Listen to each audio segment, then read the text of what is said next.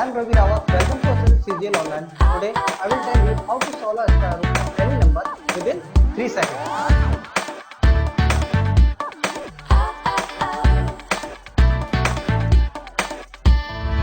Just when you think that it will never get you. So guys, before we started, we have to go through the table which help us to find the unit digit of our answer. तो अपन table देख लेते हैं. तो the square of the 1 is 1 and the square of the 9 is 81. The unit digit number are same. If we see that the square of the 2 is 4 and the square of the 8 is 64, again the unit digit number are same. If the square of the 3 is 9 and the square of the 7 is 49, again guys the unit digit number are same.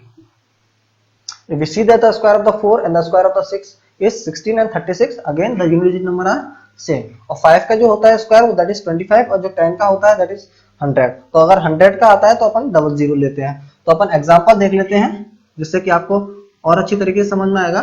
1 3 6 9 अपन ने example ले लिया. तो first अपने को क्या करना है, दो पेयर बनाने हैं और अपने पास जो क्वेश्चन है उसकी यूनिट डिजिट देखनी है कि ये किस स्क्वायर के बीच किस स्क्वायर में आता है. तो मैं देख सकता हूँ कि जो 9 है वो एक तो 3 के स्क्वायर में आता है और दूसरा 7 के स्क्वायर में आता है. तो गाइस इससे अपने को मालूम चल गया कि जो अपने पास आंसर आएगा उसकी जो यूनिट डिजिट होगी वो या तो 3 होगी या फिर 7 होगी. अपन सेकंड पेयर लेते हैं और अपने को सेकंड पेयर में क्या देखना है कि ये किस किस के स्क्वायर के बीच में आता है. तो किस के स्क्वायर के बीच में आता है, ये तो 3 के स्क्वायर के बीच में आएगा या फिर 4 के स्क्वायर के बीच में आएगा. तो 3 का जो स्क्वायर होता है वो अपने पास 9 होता है और 4 का जो स्क्वायर होता है वो अपने पास 16 होता है. तो गाइस इसमें से जो अपने पास छोटी वैल्यू होती है, जैसे 3 और 4 में से जो छोटी वैल्यू अपने पास क्या है 3 है, तो 3 को साइड में लिख लिया और इन दोनों का मल्टीप्लाई कर दिया 3 और 4 का, दैट इज 12. और अपने को अब क्या देखना है कि जो अपन ने सेकंड पेयर लिया था अगर वो इससे बड़ा है तो अपन बड़ी वाली वैल्यू लेंगे. अगर जो अपने पास ये जो नंबर है सेकंड पेयर जो है वो अपने पास मल्टीप्लाई करके जो आंसर आया है उससे अगर छोटा है तो अपन छोटा लेंगे. So we can see very easily that the 13 is greater than 12. तो अपन क्या लेंगे, बड़ी वाली वैल्यू लेंगे. So our answer is 37. एक एग्जांपल अपन और ले लेते हैं, थोड़ा बड़ा लेंगे इससे जैसे कि आपको और अच्छी तरीके से समझ में आए. तो अब मैं ले लेता हूं 3 4 8 1. अगेन अपने को दो पेयर बनाना है, अपने को यूनिट डिजिट देखनी है. यूनिट डिजिट जो है वो किसके स्क्वायर में आती है, या तो वो 1 के स्क्वायर में आएगी या फिर वो 9 के स्क्वायर में आएगी. सो गाइस इसका जो आंसर होगा उसकी जो यूनिट डिजिट होगी वो अपने पास या तो 1 होगी या फिर वो अपने पास 9 होगी. अब सेकंड पेयर देख लेता हूं, ये किस किस के स्क्वायर के बीच में आता है, ये 5 के स्क्वायर के और 6 के स्क्वायर के बीच में आता है. तो उसमें से अपने को क्या लेनी है, जो छोटी वैल्यू है जो लोअर डिजिट है वो अपने को लेना है. तो मैं ले लेता हूं 5, इन दोनों का मल्टीप्लाई कर लेता हूं दैट इज 30. तो अपन देख सकते हैं कि 34 इज ग्रेटर देन 30. तो अपन क्या लेंगे, बड़ी वैल्यू लेंगे. अगर यहाँ पर जो वैल्यू होती वो इस वाली वैल्यू से अगर छोटी होती तो अपन 1 ले लेते. सो अवर आंसर इज 59. तो गाइस ये 4 डिजिट का नंबर है. अपन एक थोड़ा सा बड़ा ले लेते हैं, 5 डिजिट का नंबर ले लेते हैं, उसका अपन स्क्वायर रूट निकालने की कोशिश करेंगे. तो मैं बड़ी वैल्यू ले लेता हूं 1 1 2 3 6. तो ये 5 डिजिट नंबर है. गाइस अपने को ध्यान रखना है कि जो पहला पेयर बनेगा वो हमेशा 2 डिजिट का बनेगा और जो रिमेनिंग है वो सेकंड पेयर बनेगा.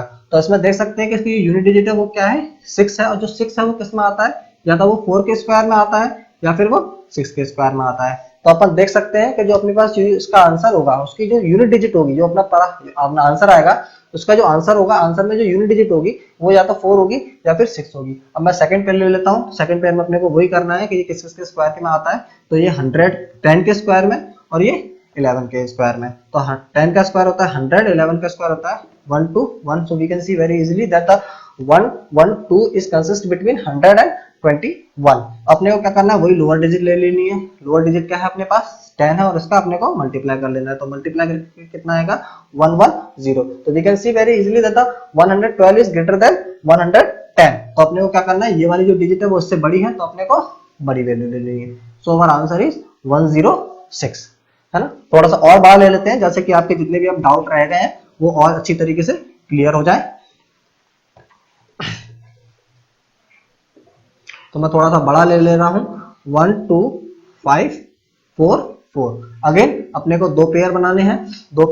तो अपन देखेंगे कि जो उसकी यूनिट डिजिट जो अपने पास क्वेश्चन है उसकी यूनिट डिजिट है वो 4 है. तो वो 4 किस किस के में आती है अपने पास, तो या तो वो 2 के स्क्वायर में आएगी या फिर वो 8 के स्क्वायर में आएगी. सो उसका जो आंसर होगा उसकी जो यूनिट डिजिट होगी वो या तो 2 होगी या फिर वो 8 होगी, है ना. अपन सेकंड पेयर देख लेते हैं कि ये पेयर किस किस के बीच में आता है, किस किस के स्क्वायर के बीच में आता है. ये 1 2 5 है वो किस किस के स्क्वायर के बीच में आता है, तो मैं देख सकता हूँ कि एक तो 11 के स्क्वायर के बीच में आएगा और दूसरा 12 के। तो 11 के स्क्वायर और 12 के स्क्वायर के बीच में ये वैल्यू कंसिस्ट करेगी। 11 का जो स्क्वायर होता है वो 1 to 1 होता है और 12 का जो स्क्वायर होता है वो 144 होता है। तो we can see very easily that the 125 consist between 11 square and 12 square, है ना। 11 के स्क्वायर और 12 के स्क्वायर के बीच में आता है। तो अपने को क्या करना है, वही लोअर डिजिट अपने को साइड में लिख लेनी है और इन दोनों का मल्टीप्लाई कर देना है। तो इन दोनों का जो मल्टीप्लाई करके आएगा दैट इज 132, है ना। तो we can see very easily that 125 is smaller than 132, है ना। तो मैंने आपको बताया था कि ये वाली वैल्यू अगर इस वाली वैल्यू से अगर छोटी होगी तो अपन छोटा लेंगे, अगर बड़ी होगी तो बड़ा लेंगे। तो अपन देख सकते हैं कि 125 है वो 132 से छोटा है, तो अपन क्या लेंगे, छोटी वैल्यू लेंगे। सो अवर आंसर इज 112। तो गाइस इससे अपन किसी भी तरीके का अपन स्क्वायर रूट फाइंड आउट कर सकते हैं। सो गाइस नेक्स्ट लेक्चर में अपन क्यूब फाइंड आउट करना सीखेंगे। जब तक के लिए टेक केयर, सी यू।